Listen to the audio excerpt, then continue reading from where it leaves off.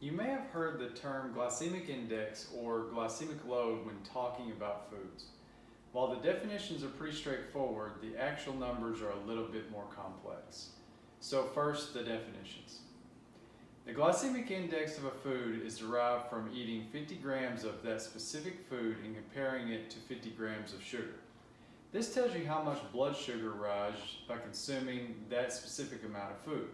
So for pure sugar, the glycemic index for 50 grams is 100. Foods that have a glycemic index of 55 or lower are considered low, 56 to 69 are considered medium, and 70 and over are considered high. The glycemic load is the glycemic index number times by the number of carbs in a serving size divided by 100. This number is more useful to determine how much your blood sugar will rise after a meal. So in the case of 50 grams of sugar, the glycemic load would be 50. Foods that have a glycemic load of 10 and under are considered low, 11 to 19 are considered medium, and 20 and over are considered high. Now I have to caution you when looking at the thousands of GI and GL tables out there. These studies done on random people that vary in glucose response. The standard requires a minimum of 10 people.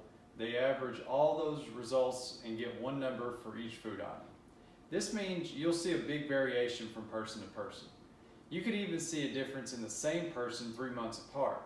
So these tables give you a good idea of the extremes, but they might not tell the whole story. For example, pure sugar universally rises blood sugar in everybody, and conversely, avocados universally do not rise blood sugar. So the tricky part is all the food in between. Everybody is different, and food affects everyone differently. Fruit is one of those best examples.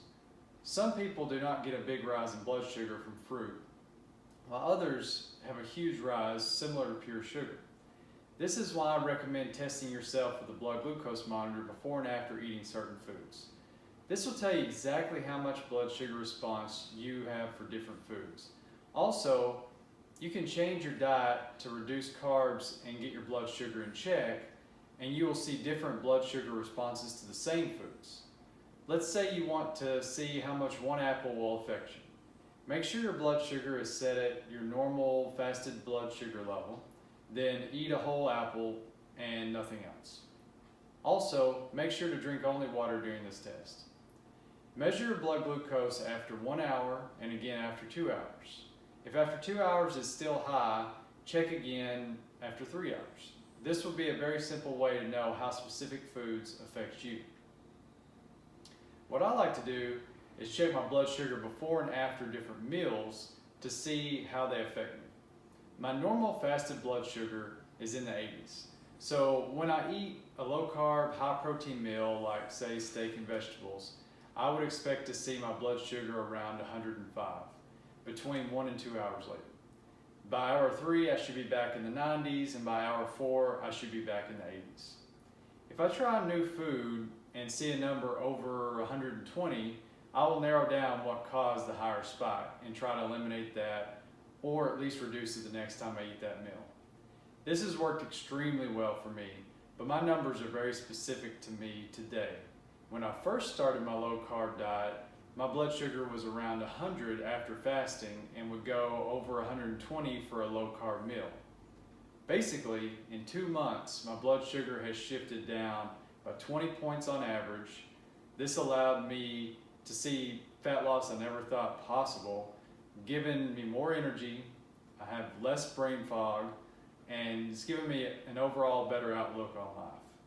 The best thing about this method is you don't have to guess. You know exactly how foods affect you, which allows you to make better decisions. Just remember, the lower you keep your blood sugar, the better you will feel and the more fat you will burn.